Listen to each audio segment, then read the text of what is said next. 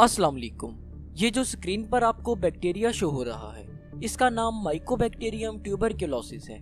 ये बैक्टीरिया हमारी बॉडी के अंदर ट्यूबरक्लोसिस यानी टीबी की डिजीज कॉज करता है।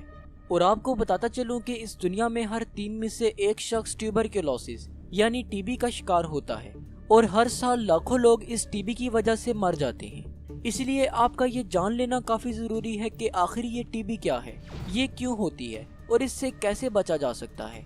देखिए, जैसा कि मैंने आपको बताया कि टीबी माइकोबैक्टीरियम की वजह से पैदा होती है। ये बैक्टीरिया जब टीबी से इन्फेक्टेड पर्सन बातचीत करता है, हंसता है या खांसता है तो इसके मुंह से छोटे छोटे माइक्रोस्कोपिक ड्रॉपलेट्स के जरिए बाहर निकलता है। और जब कोई दूसरा शख्स इनहेल करता है तो एयर में मौजूद ये ड्रॉपलेट्स ट्रेवल करते हुए इस पर्सन के लंग्स तक पहुंच जाते हैं। और इस तरह से माइकोबैक्टीरियम एक पर्सन की बॉडी से दूसरे पर्सन की बॉडी में चला जाता है। हमारे लंग्स में पहुंचने के बाद ये बैक्टीरिया मल्टीप्लाई करने लगता है, जिससे कि हमारी बॉडी का इम्यून सिस्टम एक्टिवेट हो जाता है और फौरन से कुछ इम्यून सेल्स को भेजता है जिन्हें मैक्रोफेजेस कहा जाता है। ये सेल्स फौरन से इस बैक्टीरिया को ट्रैप कर लेते हैं और इसको हमारे लंग्स में फैलने से रोकते हैं।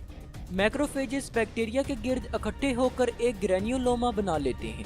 ज्यादातर केसेस में बैक्टीरिया से हमारी बॉडी को बचाने के लिए ये इम्यून रिस्पॉन्स काफी होता है और bacteria through out the life हमारी बॉडी के अंदर इसी स्टेट में पड़ा रहता है, जिसे हम डोरमेंट स्टेट भी कहते हैं। इससे हमारी बॉडी को किसी भी किस्म का कोई नुकसान नहीं पहुंचता और इस कंडीशन को लेटेंट टीबी या इनएक्टिव टीबी भी कहा जाता है। अब कुछ पेशेंट्स जिनका इम्यून सिस्टम कुछ मेडिकल कंडीशंस की वजह से वीक हो गया हो, जैसा कि डायबिटीज, माल न्यूट्रिशन और HIV वगैरह, तो ऐसे पेशेंट्स में इम्यून सेल्स वीक हो जाते हैं और बैक्टीरिया पर कंट्रोल नहीं कर पाते, जिसकी वजह से बैक्टीरिया डोरमेंट स्टेट से एक्टिव स्टेट में चला जाता है और फर्दर डिवाइड होने लगता है। अब क्योंकि हमारे इम्यून सेल्स इस बैक्टीरिया को किल करने की कोशिश कर रहे होते हैं, तो इसी दौरान हमारे लंग्स के अपने सेल्स भी डाई होना शुरू हो जाते हैं और हमारे लंग्स में जगह जगह ट्यूबरकल्स बन जाते हैं और हमारे लंग्स प्रॉपरली वर्क नहीं कर पाते। इस कंडीशन को एक्टिव टीबी कहा जाता है।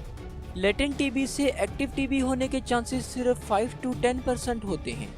अब चूंकि ये टीबी हमारे लंग्स को डिस्ट्रॉय करती है, इसलिए इसे पल्मोनरी टीबी कहा जाता है।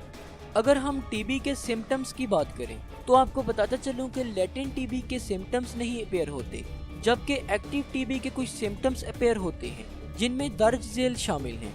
Number 1 chest pain, number 2 fever यानी बुखार का होना, नंबर 3 वेट लॉस, नंबर 4 भूख में कमी, नंबर 5 खांसी जो कि 3 वीक्स या उससे भी ज्यादा तक रहती है, नंबर 6 खांसी के जरिए से ब्लड का आना वगैरह। अगर हम टीबी के ट्रीटमेंट की बात करें तो टीबी को कुछ एंटीबायोटिक्स के जरिए से ट्रीट किया जाता है। पेशेंट को लॉन्ग टाइम पीरियड के लिए कुछ मेडिसिन्स लेनी होती हैं। ये टाइम पीरियड तकरीबन 6 से 9 महीने का होता है।